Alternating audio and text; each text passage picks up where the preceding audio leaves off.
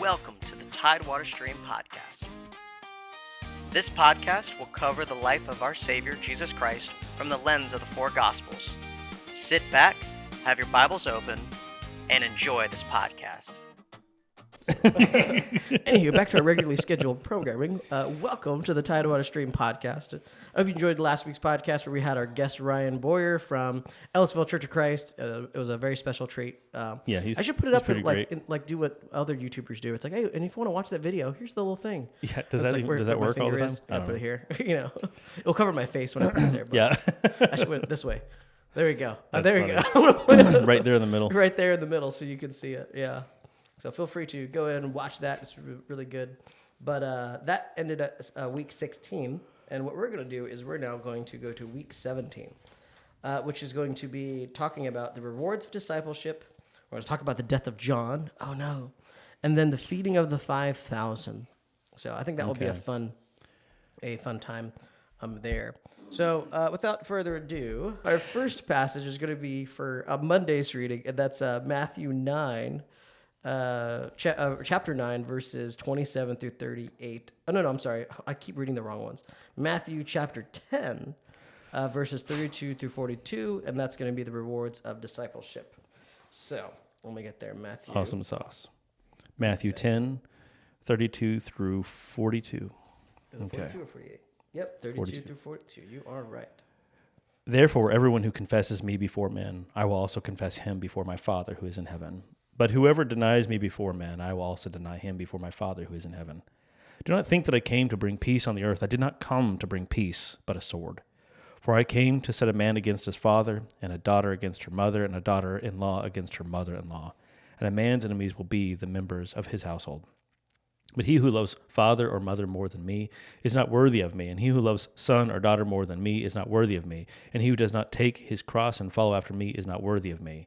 He who has found his life will lose it, and he who has lost his life for my sake will find it. He who receives you receives me, and he who receives me receives him who sent me. He who receives a prophet in the name of a prophet shall receive a prophet's reward, and he who receives a righteous man in the name of a righteous man shall receive a righteous man's reward. And whoever in the name of a disciple gives to one of these little ones even a cup of water, a cup of cold water, to drink, truly I say to you, he shall not lose his reward.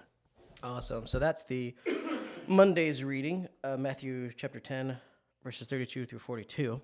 So my question, this is the part of the New Testament and the Gospels that I'm very familiar with because I use these passages when discussing with people. Mm-hmm. So my question to you is, how do you handle the question that people bring up when they say about the pain and suffering in the world? How can there be a God if there's pain and suffering in the world? And because a good God wouldn't allow all these bad things to happen. It depends on the assertion, right? Some ask, there's a couple motives for asking that question, sure, yeah. And getting to the underlying motive is actually the real move. Mm-hmm. I have learned the hard way.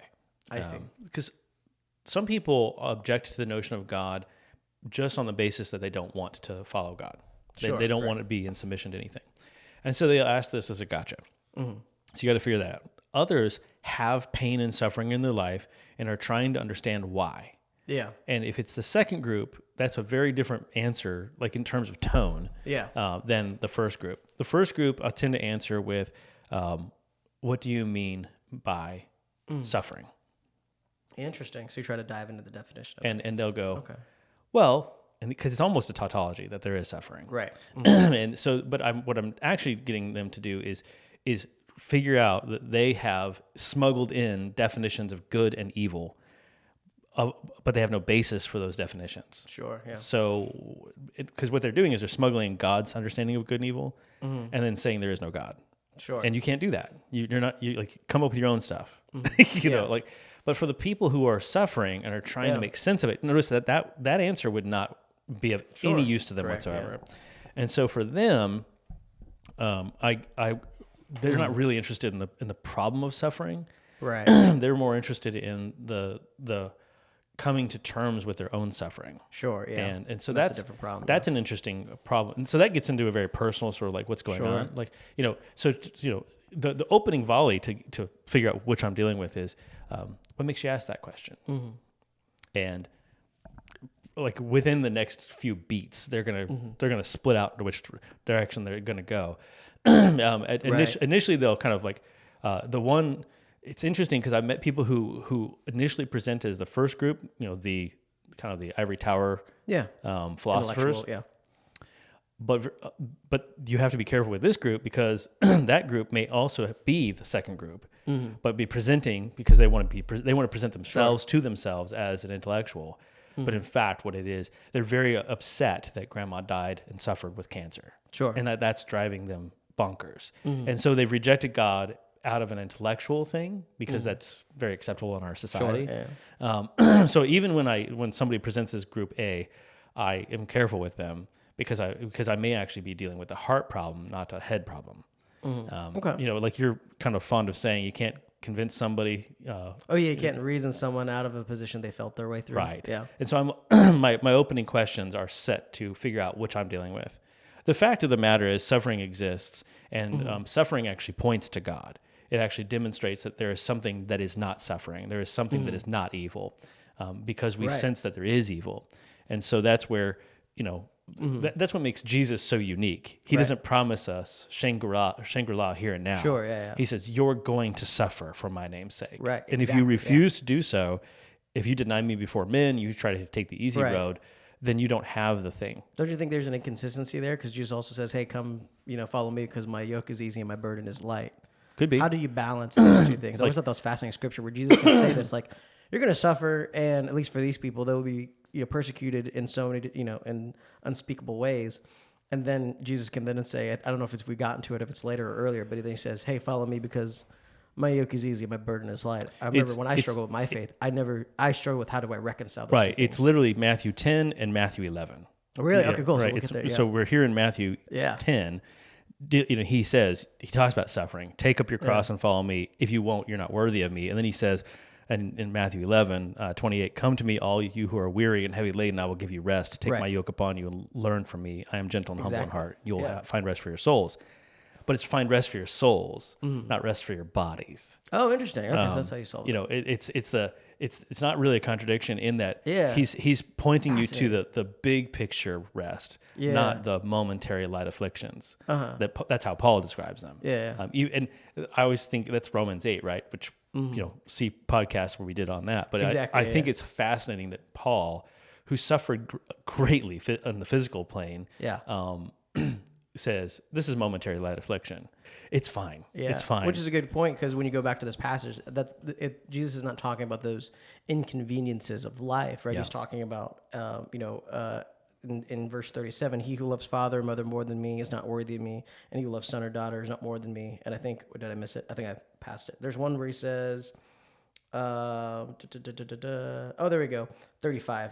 For I have come to set man against his father, daughter against her mother, a daughter-in-law against her mother-in-law. Right, this idea that yes, when you believe in Jesus, it's gonna put a stark contrast because if you try to follow what is holy and be holy, well then that will then by contrast shed light on the darkness, and it'll be oftentimes you always think it's people outside of outside of our circle, but oftentimes it's the people closest to us that's like, hey, it's really hard. And I'm sure you know people. When I went to a young men's leadership camp where we talked about different evangelistic efforts people did overseas, and this was a real circumstance where it's like people, I converted, I'm the only Christian now. My family does not like me because it's either atheist or another religion or something of that effect.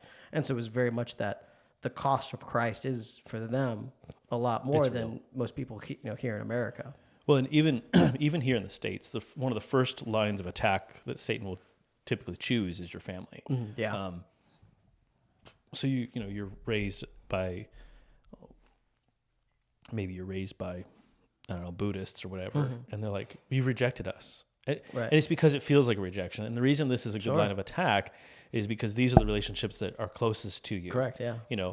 Some stranger thinking that you're an idiot for following Jesus does not hit the same way as if your mom or your brother or your own child thinks that you've lost your mind. This is where, the rubber meets the road, which is why Jesus uses this language, and it makes people uncomfortable. It does, yeah. But he's doing that.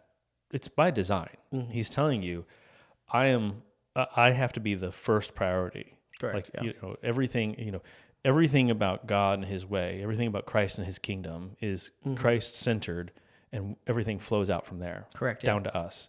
And he is going to give back the kingdom to his Father at the end. That's 1 Corinthians 15. Yeah. But he's building up this bride that he may present her to his Father and say, look at what we have. In the passage here, it says in 37, what I read before, that he who loves father or mother more than me is not worthy of me. He who loves son or daughter more than me is not worthy of me. So is the objective here is that we can't love our parents and we can't love our children for that?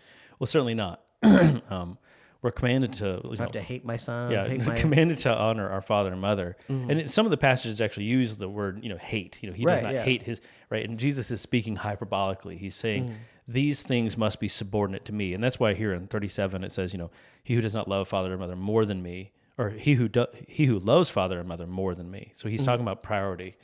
You do have to honor your father and mother. You have to, do that. You have to love your children and your spouse, for that matter. But those things fall underneath Christ. Everything, when you put Christ at the top, everything flows naturally and reasonably.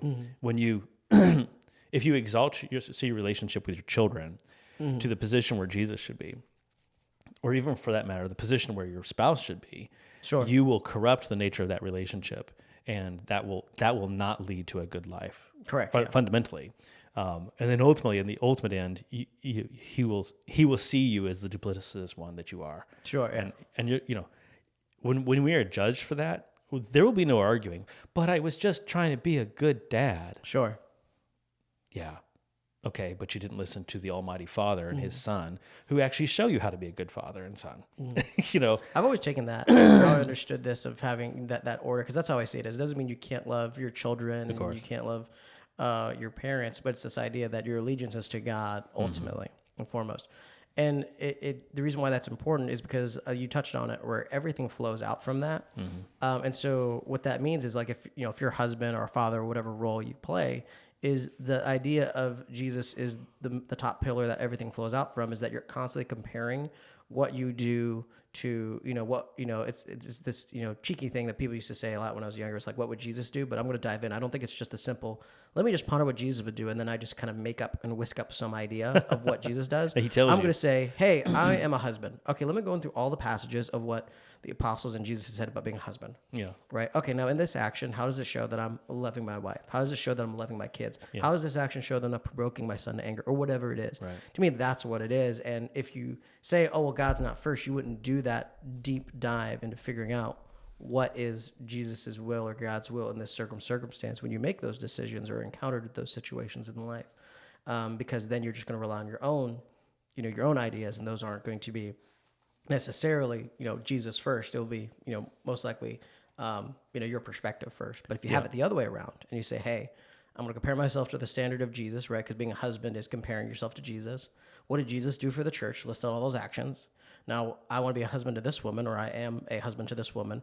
Let me list out those actions that are akin or like unto what Jesus did for the church. And then you create your action items oriented there. Yeah. And that's what it is. What does Jesus actually do for his church? Well, be a husband like that. And then to round off this passage, then in the end of this, it talks about the reward that one would seek if they remain faithful.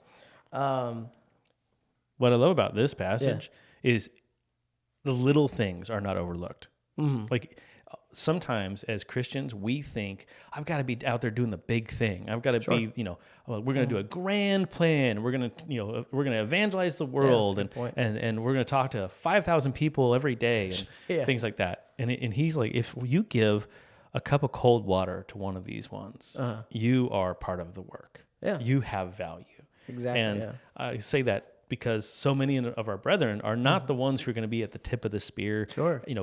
Debating the atheists or like at the beginning of our conversation, figuring out that suffering question and which one not everybody's going to do that. Sure. And that's okay. Correct. Because there's a whole lot of people that make it possible for the ones who do that. Exactly. It takes, and the thing about the church work is you rarely see everybody's contribution. It's nearly impossible to get a sense of that. Correct. Yeah. Especially in a healthy church where it's not command and control structure, but a high trust culture where you're just like, hey, do the things, man, make it happen. And so what you end up with are little things that get done that maybe you and I don't notice. Maybe we do notice, but we don't know how it got done. You know, like who moved that bookshelf? I happen to know.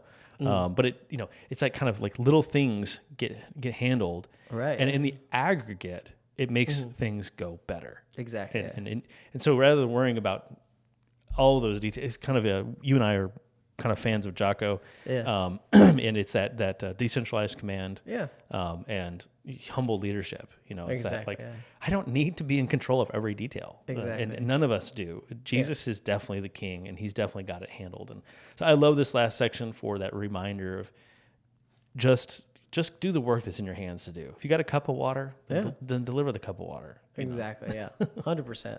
No, absolutely. That everyone has a part to play in this.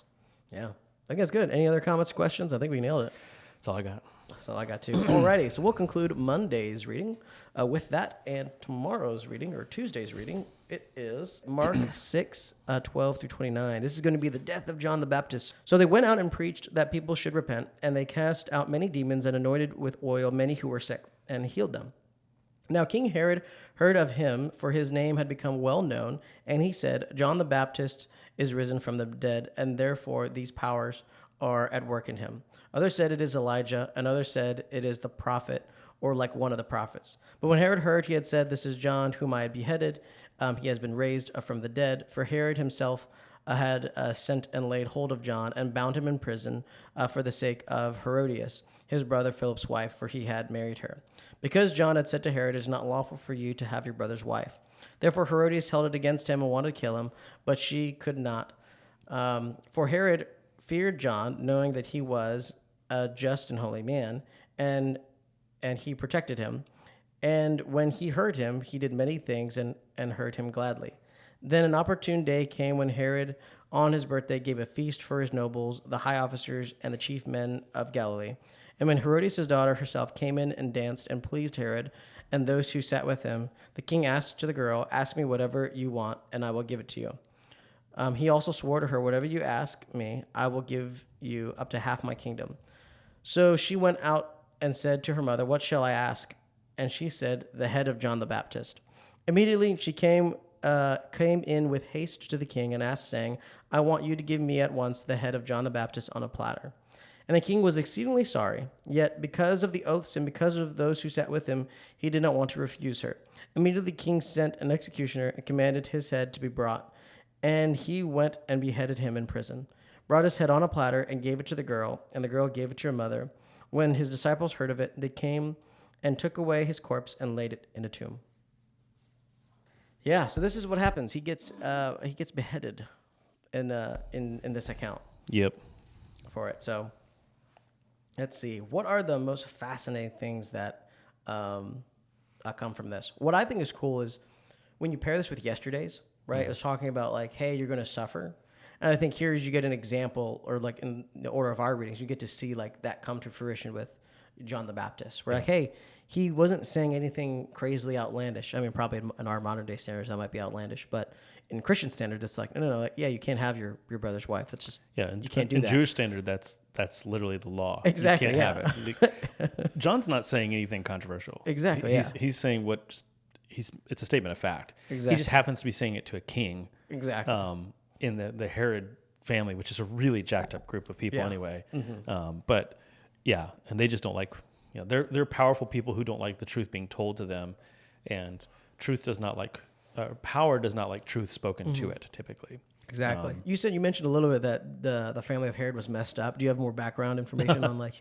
Well, you have Herod the Great, who's great because he built a lot, but that's it. That's the only reason he's great. And that's not this Herod. No. Okay. No. Because that was the Herod when Jesus was born. Right. Okay. And that's if memory serves, this is that's the father or grandfather of this Herod. Okay. My family tree of Herods. The trouble with the Herod family tree is named the same. Everybody's called Herod, but it's like Herod Agrippa, Herod Antipas, and all that, because they're all borrowing from the greatness of that one Herod, of Herod the Great. But they're all very murderous and incestuous. It's a very jacked up group. Interesting. And so like this example, this behavior of him stealing his brother Philip's wife is just in line with the behavior of the family. I see. Okay. They're very power hungry. They're very immoral. They're notoriously immoral.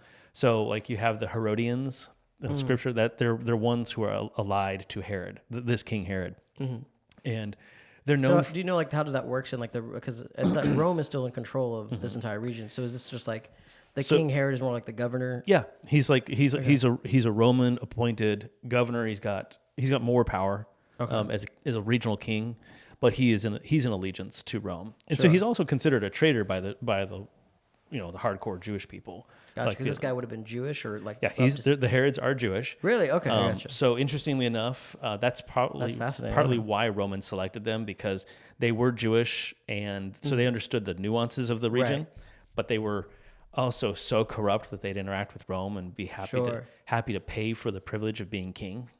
Sure. So these are power brokers is all they are. Gotcha. In our modern parlance, they're just politicians. Sure. And that's really, but they have more power than a governor. So typically. fascinating. So yeah, I didn't catch that because that's why it makes John's claim shouldn't be unusual to them because they should have known the Jewish law and customs since they're just Jewish. Okay. For some reason, I thought they were like more Roman than they were Jewish or something. Yeah, they're Jewish, but they're very heavily influenced by the Gentile world. They'll keep a lot of the outward appearances. Like they typically weren't notorious for breaking the food laws. Gotcha. Because it's a very outward thing, and they need to be able to maintain some control over the Jewish population who won't be under the Roman authority. Sure. So that's where Rome pragmatically was like, you know what? I'll make a Jewish king over this region. They'll be subservient to me. Sure. And then I won't have constant revolts from the Jews because they have a Jewish king. And, and it kind of worked. And, lots of jockeying around for position and all that. But Herod's, there's a reason, like Herod finds John interesting. Yeah. But Herodias, Herodias, interesting here, it said it, he feared John. And he even knows that he's a holy and just man. So that's kind of the thing here that's fascinating. It's like, not only did John make that claim, he was imprisoned for that claim that was just accurate according to Jewish law. And even Herod knows, like, oh, he's a holy man. Like, right. It's almost like a concession to like the fact that, John wasn't speaking anything outlandish. But the trouble for Herodias is, women don't have the same pull in the society that men have. Herod is committing adultery with his brother's wife, but that means his brother's wife is an adulteress, and that's got a stain on it. That's why, that's what she hates about John is she's being called what she is. Sure. Yeah. And it really smacks at the vanity of such a one, such that she is murderous for it. He made this stupid pledge. Yeah.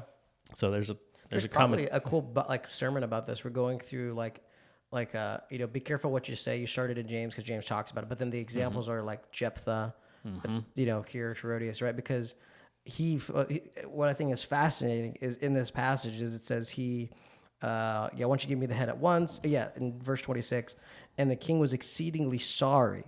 So obviously he didn't want to do it, but because he made this, hey, I'll give you up to half the kingdom, and he just said it in front of people, and because of his dinner guests. Back on that. He's like, I'll give you half the kingdom, because he's like, wow, your dancing was so whatever it was, and I'll give you half the kingdom. It's like, dude, what are you nuts?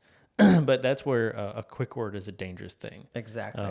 Don't make pledges, hastily. And then of course she does the will of her mother because they're in cahoots. That's just the nature of that relationship a lot of times. And she's essentially just a proxy for Herodias. And correct. So he makes this oath foolishly, and then he yields to the will of his wife and daughter, stepdaughter.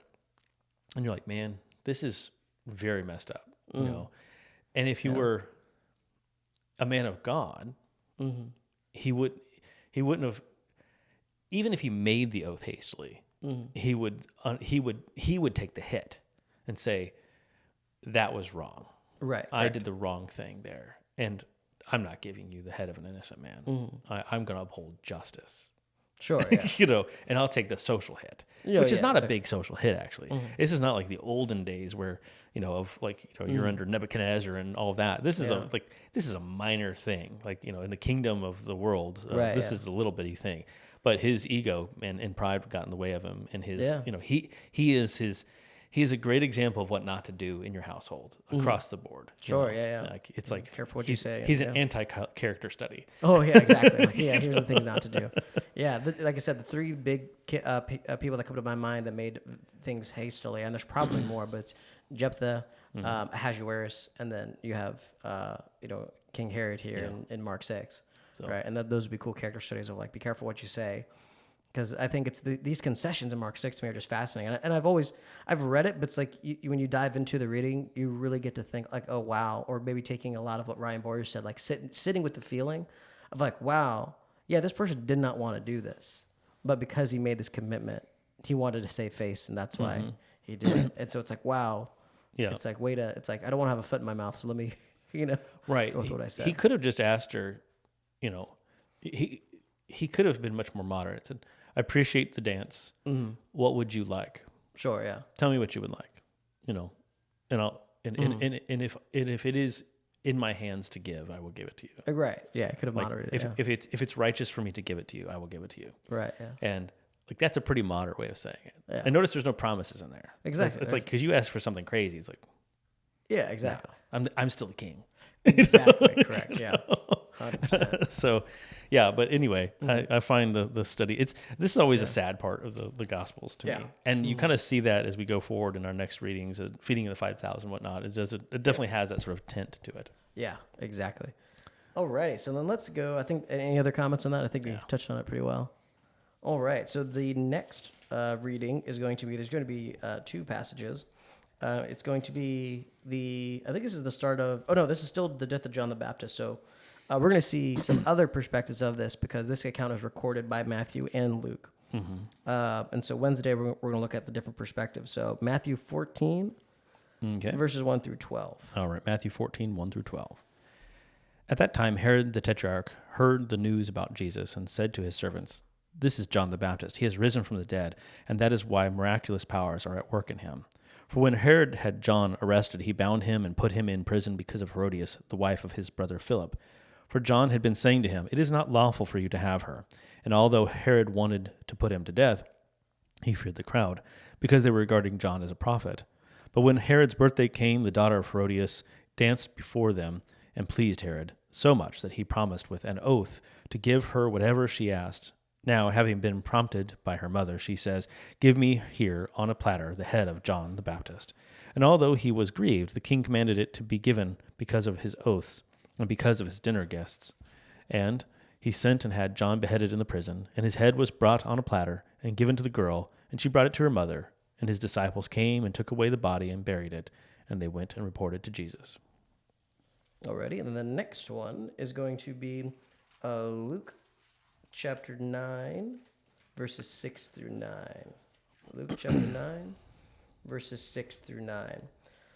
So they departed and went through the towns, preaching the gospel and healing everywhere. Now Herod the Tetrarch heard all that was done by him, and he was perplexed, because it was said by some that John had risen from the dead, and by some that Elijah had appeared, and by others that one of the old prophets has risen again.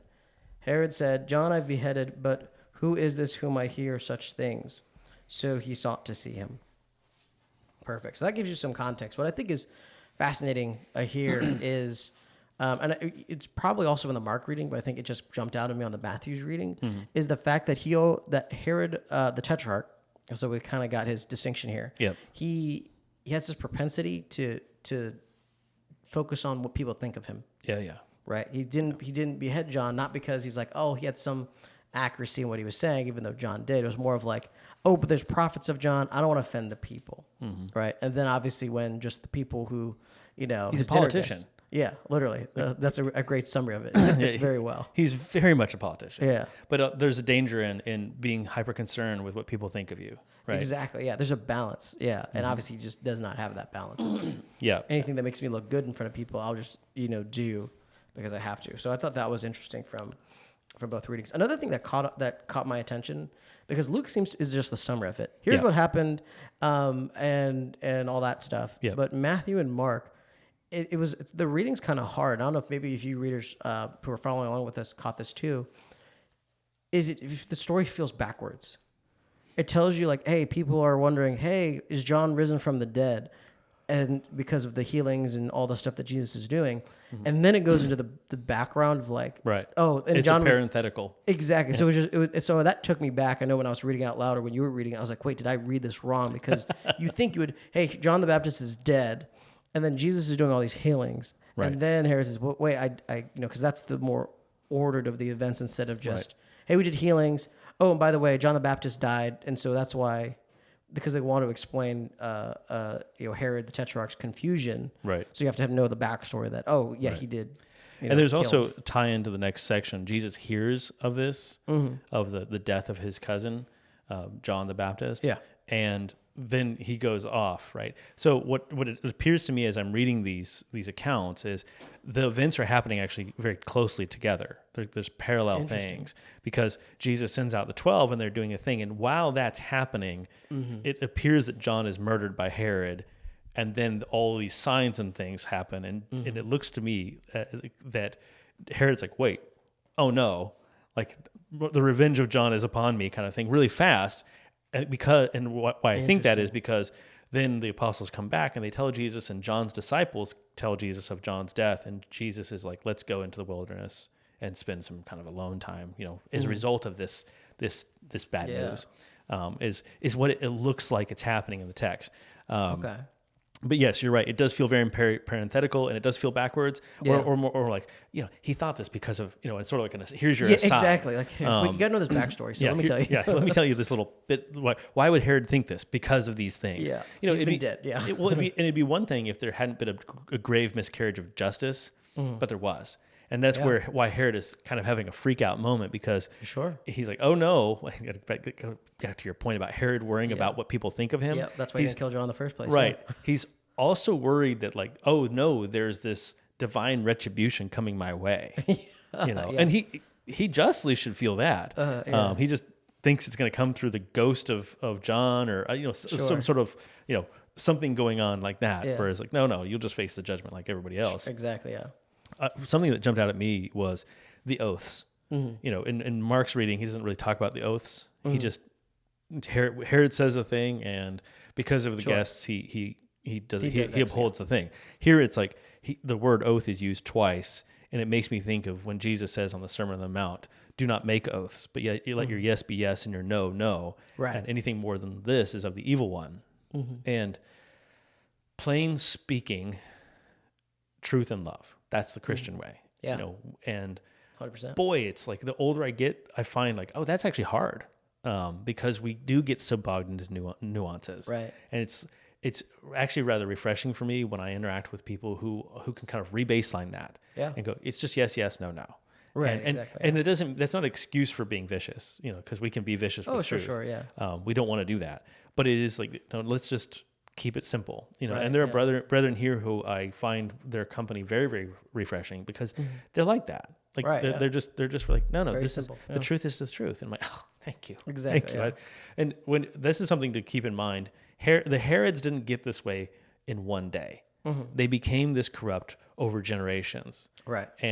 But that started with somebody slipping down that slippery slope and passing that along. Yeah. And like, wow, that's really messed up. Sure. So in our own houses, well, if you're slipping down that slope, Yeah. that's hard to say apparently. Sure. You may not see the result, but your grandchildren or great-grandchildren may end up in a very corrupt place. What you do today really sets the groundwork for future generations. No, I really like the point you made. And that's even like, when I got first introduced to that point, that is a scriptural point. It was actually, I don't know if you follow any of John C. Maxwell's stuff. He kind of, I'm aware of it. yeah. He, leadership, biblically based. And one of the things he says is like, oftentimes, things that you do that are bad or good, sometimes the results don't show up till later. Yeah. But like, so, if you're doing everything you're not supposed to be doing, you're already a failure. It just hasn't shown up yet. And also if you're doing everything you're supposed to be doing, you're already a success. It just hasn't shown up yet.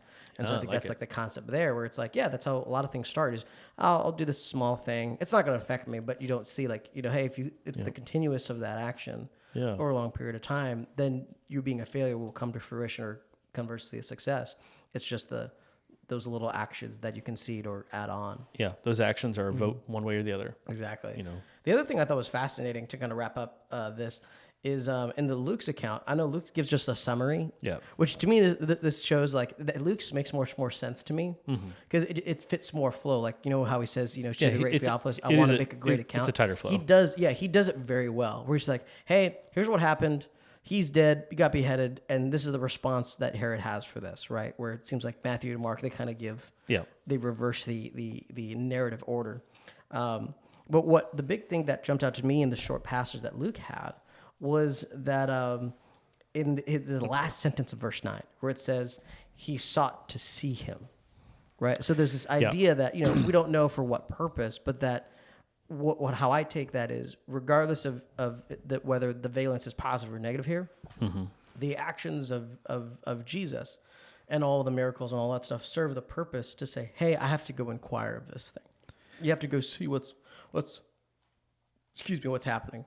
Yeah. And so what I think is fascinating, that he's going to seek and inquire of Jesus. I don't think there's any, I think it's the only thing we know about that. I don't think that pops up anywhere else. I could be wrong. Right. But I don't think. I think you're correct. Well, later on, when Jesus is going to be crucified, he's sent to Herod, and it says he wanted to see him.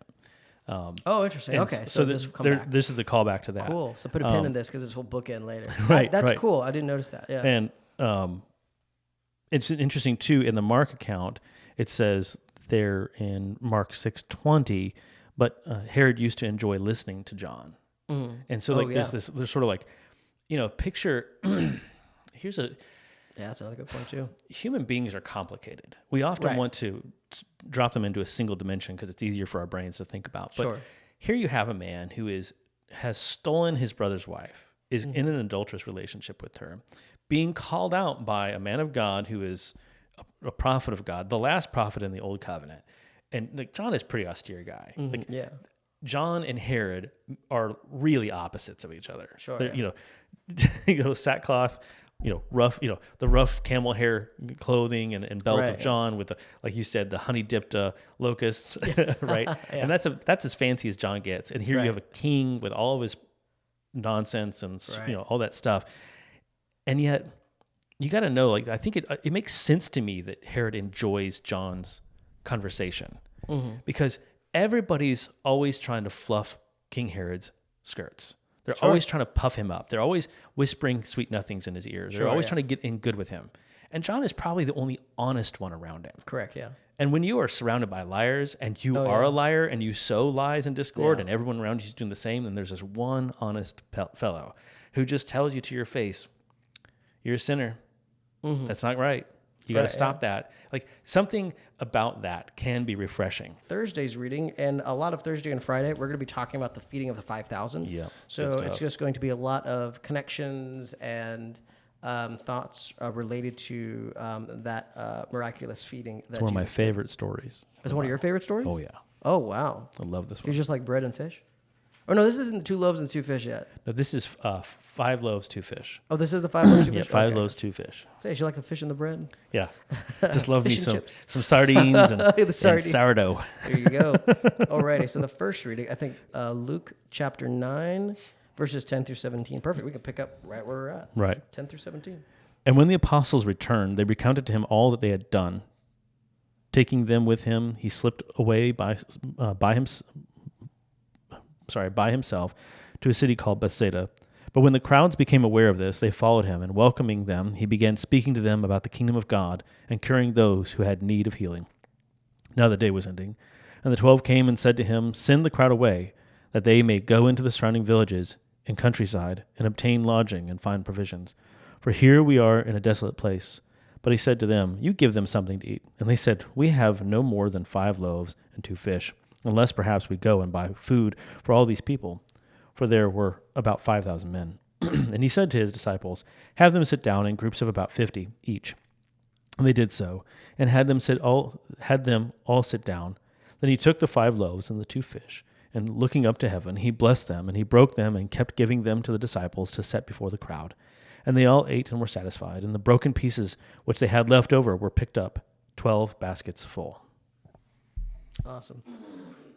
The next passage for Thursday's reading is going to be Mark's account, which is Mark 6, 30 through 44. So Mark 6, 30 through 44, which reads, Then the apostles gathered to Jesus and told him all the things, both what they had done and what they had taught. And he said to them, Come aside by yourselves to a deserted place, rest a while, for there were many coming and going, and they did not have time to eat. So they departed to a deserted place in the boat by themselves. But the multitude saw them departing, and many knew him and ran there on foot from all cities. They arrived before them and came together to him. And Jesus, when he came out, saw a great multitude and was moved with compassion for them, because they were like sheep not having a shepherd. So he began to teach them many things. When the day was now far spent, his disciples came to him and said, This is a deserted place, and already the hour is late. Send them away, that they may go into the surrounding city and villages and buy themselves bread, for they have nothing to eat. But he answered and said to them, You give them something to eat. And they said to him, Shall we go and buy 200 denarii worth of bread and give them something to eat? But he said to them, How many loaves do you have? Go and see. And when they found out, they said, 5 loaves and 2 fish. Then he commanded them to make all of them sit down in groups on the green grass. So they sat down in ranks, in hundreds and in fifties. And when he had taken the 5 loaves and 2 fish, he looked up to heaven, blessed, and broke the loaves, and gave them to his disciples to set before them, and the 2 fish he divided among them all. So they all ate and were filled, and they took up 12 baskets full of fragments of fish. Now those who had eaten the loaves were about 5,000 men. Awesome. There we go. So that's the 2 passages for Thursday's reading that deal with the feeding of the 5,000. Mm-hmm. So let me go back. I wanted to go back to the, was it Matthew's reading, wasn't it? No, Luke's reading. Yeah, we started with Luke. Matthew and John are tomorrow. That's right. So we did Luke's account. That was in Luke 9, wasn't it? Yeah, Luke 9, 10 through 17. Get the feeding of the 5,000. Like I said, what's fascinating here is to compare the 2 readings, right? You had Luke, which is very kind of succinct of what happened. Yep. And then Mark gives a lot more of that, like where they sat, the feeling that Jesus had, the compassion he felt for them. And then the Matthew reading does even more of that. Oh, the Matthew did. Yeah. Cool. So then we'll get even more of that from there on Friday's reading. Yeah, So, Luke is a good lead out for the 4 gospel tellings. This is one of those rare stories that is in all 4 gospels. Oh, nice. Okay. And so Luke is a pretty good opening volley because it is so matter of fact. It's just sort of like, this is what happened. Exactly. And whereas Mark and Matthew give more color to it, and then John, the John reading is the prelude to a really large discourse, but John doesn't talk about the walking on water, Jesus calming the storm is what is next. He doesn't discuss that, so that gets like, that's an event that happens between John 6:13 and John 6:14. Right. Basically. Mm-hmm. So it's an interesting thing where, like, the way we're reading for, like, we're going to get into next week's, obviously, and get that little wedge. But this story, whenever... I was going to say, let's dive in, because I know before, you prefaced this reading, that's one of your favorites. Yeah. I actually want to dive into that. Yeah. So whenever you have a narrative that shows up in all 4 gospels, that's okay, pay attention now, because... And notice what each one of them is doing with the story. Why are they telling the story? And I think for me, it's one of my favorites because Jesus is being very intentional with everything happening in this scene. Right. And here in the Mark and Luke tellings, like you said, it's very matter of fact in Luke. Yeah. And the Mark, he kind of gives a little bit more. They went away by he takes them away. For there are many people coming and going, and they did not even have time to eat. So like that, right? That's a little indicator, a little humanity of Christ. He's so busy he can't even eat. You ever get like that? I know you do. Yeah.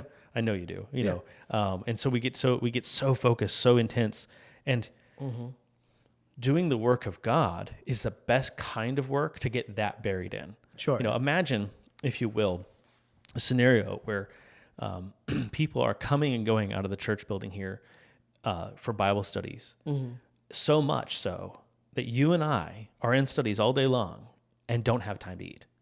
That would be amazing. We would have no complaints, right? Yeah.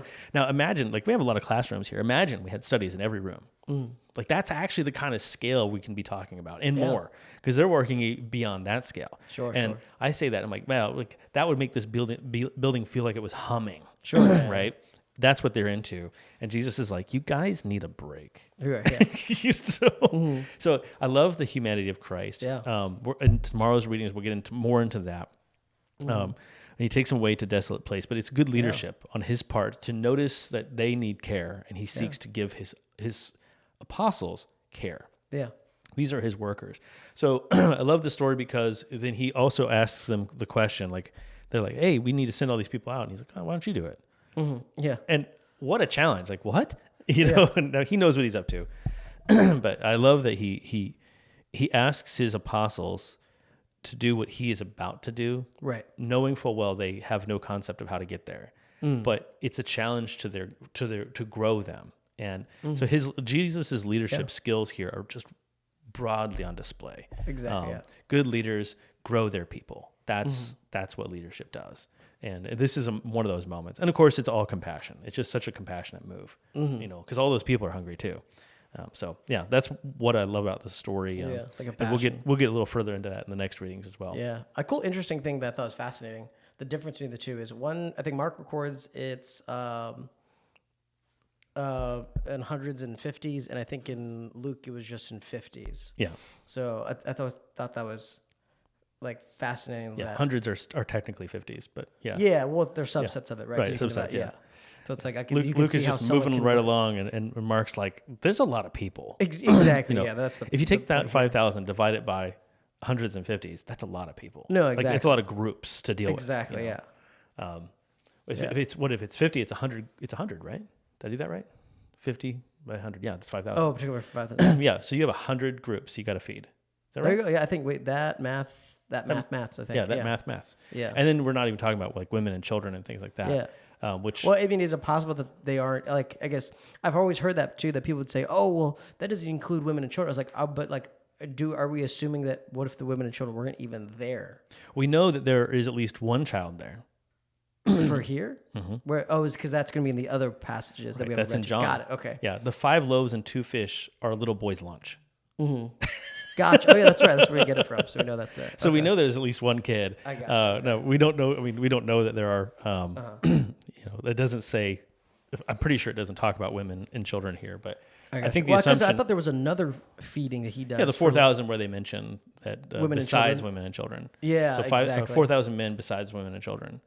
Exactly. So, so- I guess in my head, I always thought, well, that's the one where I thought, okay, well, then there probably was women there because they were just saying we're just counting the men here. Obviously, there's a lot of people here. It's just like, I think in all accounts here, it's just men. But I guess we'll get to that. Right, and When we read the other ones. it's speaking like we can't say that there are not women there. Yeah. Because you know it doesn't declare it. So like we're Right. kind You of don't know talking if in there silence is here. or there isn't. Yeah. It's just a the assumption people of saw them silence, going either and they direction. recognized them and Yeah. they chase them around, like they follow. Right, yeah. And could that include women? Yeah, it could. Sure. Absolutely. They're like, hey, that's Jesus. Right. And I need healing and whatever. No, yeah, no, I agree. I think it's an assumption of silence from either direction. You can't assume the negative or Yeah. the positive there. We just- but the cool thing you can know is I think Jesus' desire and compassion, and I think this is the lesson for like us today is like, I love the point you made with the Jesus says, hey, why don't you go feed them to the disciples? You know, and you know, I know in jobs where I've been at, or I'm sure even being a parent that you can speak of, you give your kids or your employees, hey, you figure it out because you want to see what they do. What of all the stuff I've taught them, how far are they what are they gonna do? And that's what you see Jesus doing here with the disciples, trying to flex their muscles. Like, hey, I want to see like what are they gonna do. And then what I think the goal here is that in any situation you go back to Jesus. Hey, Jesus is going to be the kind of like the Jesus is the answer kind of a simple question. Yeah, the answer is always that. Yeah, but it's like this is the small microcosm that hey, Jesus can give life in this way and can feed 5,000 people, and what he does for us today is he feeds you spiritually. And that's the type of thing. He uses that physical to manifest into the spiritual, that, hey, just like you get sustenance, from physical things, Jesus can give you that. But also more importantly, he's focused on your spiritual feeding and nourishment. Absolutely. So I think that's the cool connection you get from the two. All right. I think that's on Thursday's reading, right? Right. So to wrap it up, we're going to do Friday's reading. And in Friday's reading, I think it just continues on with this one. Yes. Right, with this Yep. reading. Just carries right through this story. Yeah, so it's going to be this from the different perspective. So I think we're going to hear how there was at least one kid who get there's one kid at least. Yeah. So that's going to probably be more than one kid statistically. more here. So I think, what is it? Yeah, you read Matthew 16. Oh, no, sorry, Matthew 14. Yep. Verses 13 through 21. That's right. Matthew 14:13 through 21. Now, when Jesus heard about John, he withdrew from there in a boat to a desolate place by himself. And when the crowds heard of this, they followed him on foot from the cities. And when he went ashore, he saw a large crowd and felt compassion for them and healed their sick. Now, when it was evening, the disciples came to him and said, "This place is desolate, and the hour is already late, so send the crowds away, that they may go into the villages and buy food for themselves." But Jesus said to them, "They do not need to go away. You give them something to eat." But they say to him, "We have here only 5 loaves and 2 fish." And he said, Bring them here to me." And ordering the crowds to sit down on the grass, he took the 5 loaves and the 2 fish, and looking up toward heaven, he blessed the food. And breaking the loaves, he gave them to the disciples, and the disciples gave them to the crowds, and they all ate and were satisfied. They picked up what was left over of the broken pieces, 12 full baskets. And here, and there were about 5,000 men who ate, besides women and children. Okay, so the next passage for Friday is John 6, 1 through 13, which reads, "After these things, Jesus went over the Sea of Galilee, which is the Sea of Tiberias. Then a great multitude followed him because they saw his signs which he performed on those who were diseased. And Jesus went up on the mountain, and there he sat with his disciples. Now the Passover and the feast of the Jews was near. Then Jesus lifted up his eyes, and seeing a great multitude coming toward him, he said to Philip, 'Where shall we buy bread that these may eat?' But this he said to test him, for he himself knew what he would do. Philip answered, 200 denarii worth of bread is not sufficient for them, that every one of them may have a little.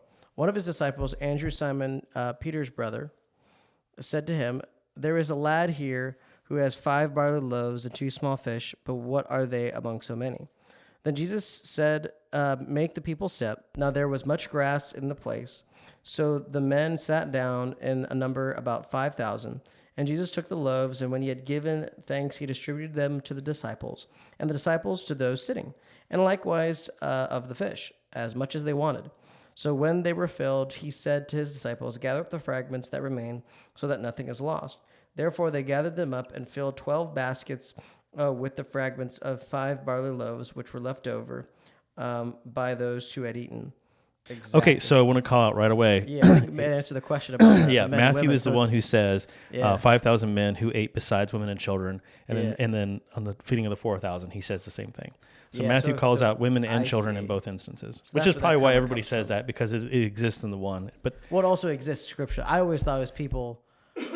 Oftentimes, I'm just skeptical. Unless it's in Scripture, I'm just skeptical of it because I always think people will assume extra narrative. And Mark and Luke don't have it. Exactly, right? Yeah. But so we get it from that's Matthew. A scriptural thing that people say because it's Matthew literally says that. We're not even counting, besides women and children. But we weren't jumping ahead in the readings and going, all right, so these readings don't tell us about women and children. But we're just like, it must not be there because we couldn't, couldn't remember that it was said in Matthew. And here it is right there. So, you think about that.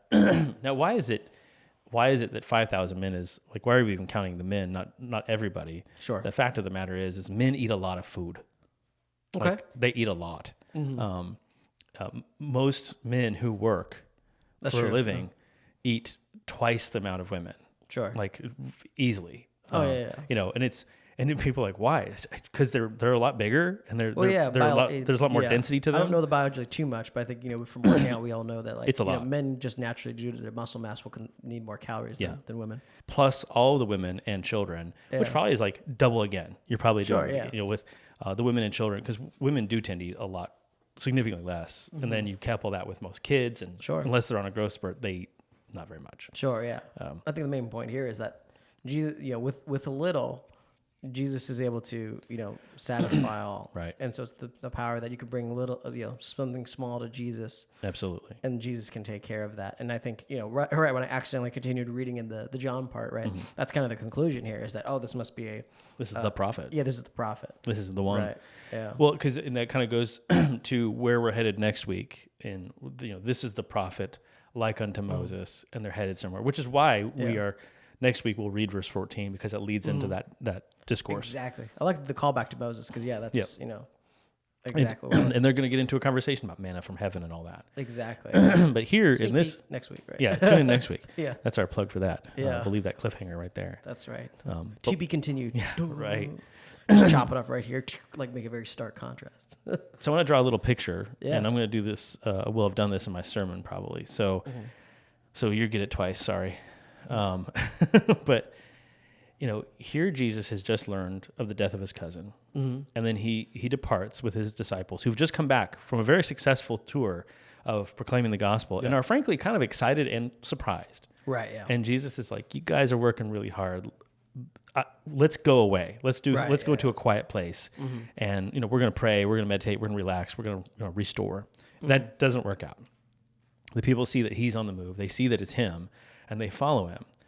And rather than being annoyed by his plans being thwarted by all these people following him, he looks upon them as one who sees them as sheep without a shepherd. Right. He has great compassion on them.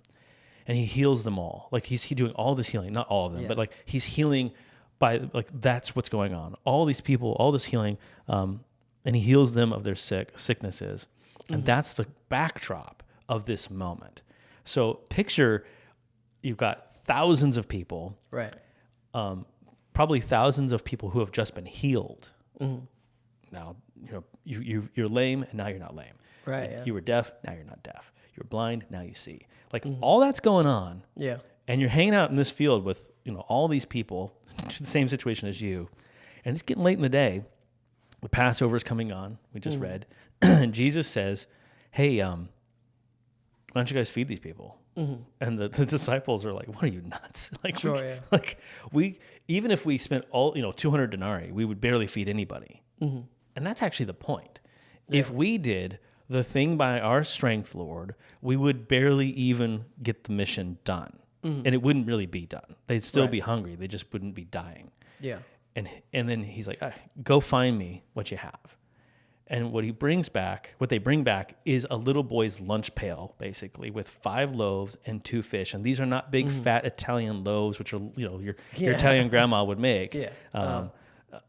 And everybody needs an Italian grandma. It's really just the grandma who makes lots of food. Yeah.